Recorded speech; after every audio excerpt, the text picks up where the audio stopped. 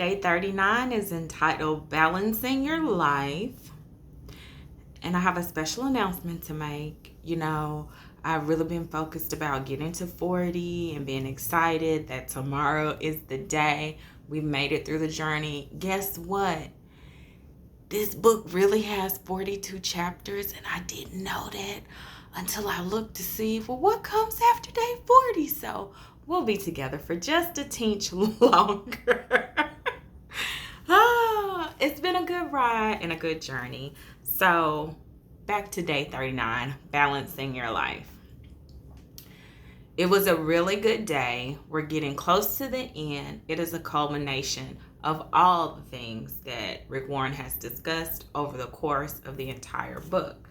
He makes a point to say that we need to regularly, the way to be a healthy Christian, the way to advance is to make sure that you regularly check your worship, which was week 1, your fellowship, which was week 2, your growth in your character, which is week 3, that's becoming like Jesus. The week 4 was ministry. What does that look like?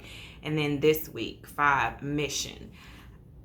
I do like the fact that he encourages us to have regular spiritual checkups. Just like some of us go to the doctor. I go to the doctor quite frequently to get every part of my body checked. I go to the doctor. So, because I want to know my numbers, those are the numbers that I want to know, right? I don't my brother looks at the analytics for these videos and the podcast and the blog, and I don't care about that. Like, that's what he cares about. So he looks at those numbers. The numbers that I'm concerned about are like my blood pressure, my blood sugar, my weight, all those things. So I get those regularly checked out. But I'm also concerned, very concerned, I've shared with you frequently, that I have a therapist. So I'm concerned about my mental health. I'm concerned about my physical health. I'm concerned about my spiritual health. And part of making sure that my spiritual health is in line, it's a great tip from him, is to make sure those 5 areas are being taken care of. One way to do that is having accountability partners when it comes to your spiritual life. And for me, I have a circle of friends that are believers that I know I can talk to about any situation that I'm going through, and I can bounce ideas off of them, and they give me feedback, not just from a personal standpoint, but they got Bible in them, and they can come to me from a spiritual standpoint. So that's one way that I keep it in check for myself, and I highly recommend it. I've said it more than once as I've gone through this study.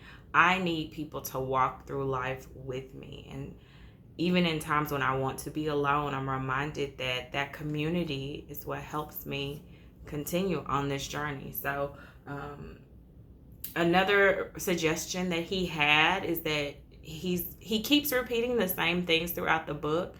And I think it's because we need the repetition.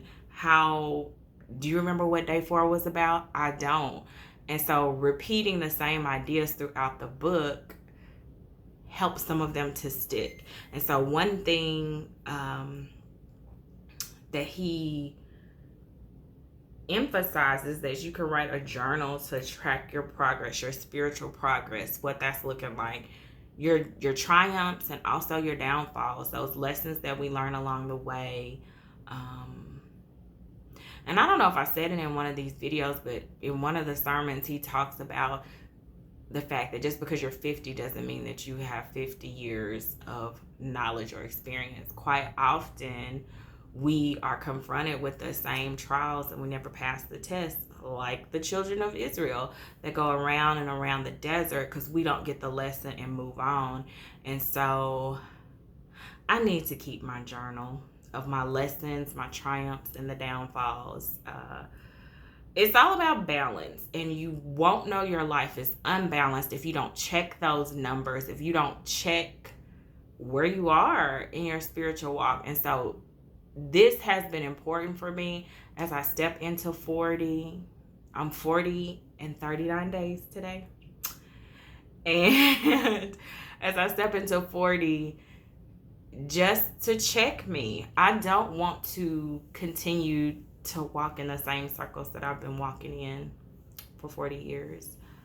I want to grow. I want to move on. I want to do something different and have new tests and challenges along the way. So let me read the verse and then I'll hippity hop on out of here.